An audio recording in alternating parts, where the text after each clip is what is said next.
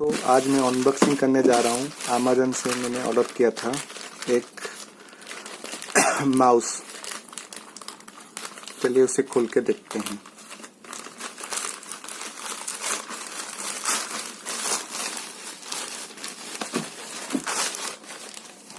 Del का था, made in China है। डेट ऑफ मैन्युफैक्चरिंग में 18। ठीक है, ऑप्टिकल माउस है, वायर वाला। MS116। चलिए इसे खोल के देखते हैं।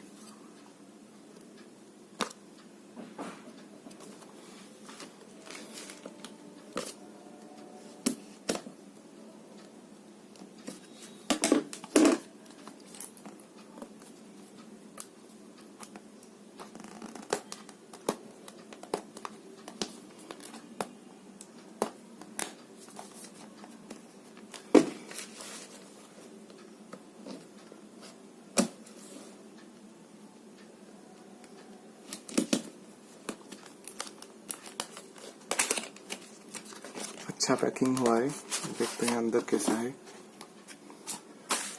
साइड में रखते हैं।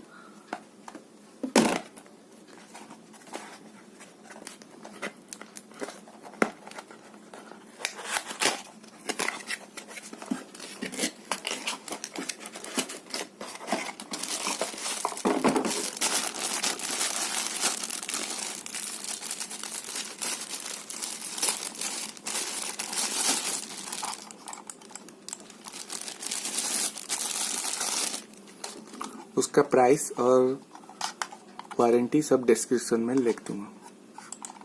Thank you.